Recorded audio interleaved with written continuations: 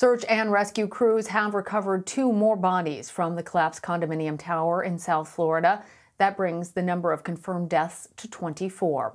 As rescue and recovery efforts continue, a major storm moving through the Caribbean is threatening to bring that work to a halt. The center of Elsa is not expected to pass over Surfside, but the area could see wind and rain from it as early as Monday. 10 days after the collapse, more than 120 people are still unaccounted for. Officials announced Saturday morning that they plan to tear the rest of the building down. CBS News correspondent Omar Villafranca is in Surfside with the latest. The grueling work continues. First responders using everything they have, from their hands to heavy machinery. On Friday, 4 more victims were identified, including the 7-year-old daughter of a Miami firefighter. The City of Miami Fire Department has lost a 7-year-old daughter of one of our own firefighters. So many of us know someone who has been in the building or affected by this tragedy. Colonel Elad Edry and his Israeli team have been working on the mound in 12-hour shifts. How hard is it after so many days having to see this repeatedly? First of all, it's a very tough experience for the rescuers. Working, as you feel now, very hot and rainy. In some parts of the day, it's very rainy. Those conditions could worsen as Elsa approaches. How do your crews prepare for a possible hurricane at a disaster site? Well, there's plans being made at this time. But does that include getting everybody off the mound and away? It is very possible that, depending on what we end up receiving, that all work will stop. If there's a lightning strike within a 2.5-mile radius of the site, work has to stop for 30 minutes. Meanwhile, fear of another collapse prompted the closure and evacuation of this 156-unit building in nearby North Miami Beach. There's a lot of elderly people in that building. They have to carry some out today. But for now, the rescue and recovery work continues. The mission is going to be the same. We are going to bring every single person that's in that pile back to their families. It is a holiday weekend, but the city of Miami Beach has canceled its fireworks display, and instead they're asking people to shine a light to honor the victims and the first responders. Lana? I think a lot of us will be doing that, Omar. Thank you. For more now, I want to bring in Wendy Rhodes. She's a senior politics and economy reporter with USA Today, and she's been covering the tragedy and is there in Surfside. Wendy, parts of South Florida could start feeling the effects of this major storm as early as Monday. What are rescuers in Surfside doing to prepare for Elsa? So right now, the big news is that they're going to try to bring the building down, and they're going to start that as soon as tomorrow. That's the biggest preparation for Elsa. The building is unstable. There's debris that could be projectiles and very, very, very dangerous if that building is brought down by the hurricane. So officials are going to try to get that building brought down before the strongest winds come in Sunday or Monday night.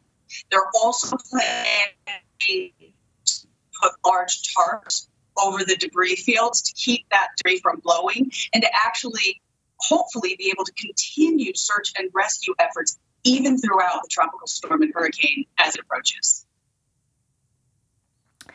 And Wendy, there was some good news on Friday. Some people who were listed as missing actually turned up safe.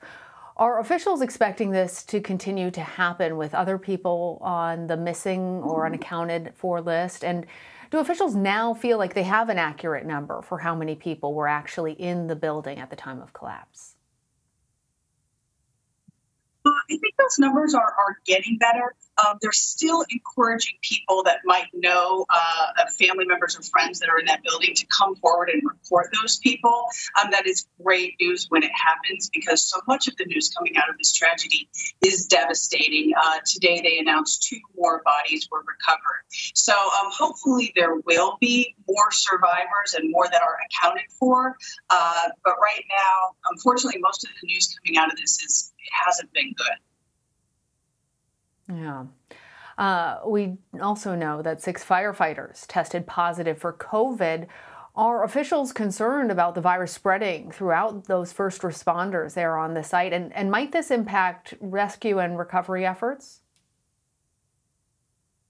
Yes, so those 6 people that tested positive all came from an out-of-state team that was brought in to replace some of the Florida rescuers to give them a break. They have been identified. They have left the area. They have shipped out, and through like searching. I'm trying to think of the word. They've tested all 424 Florida rescue people that had contact with those 6 that had COVID, and all of them have tested negative. So it looks like they have it under control. That is another bit of small good news. We're continuing to hold on, I think, to each bit of small good news.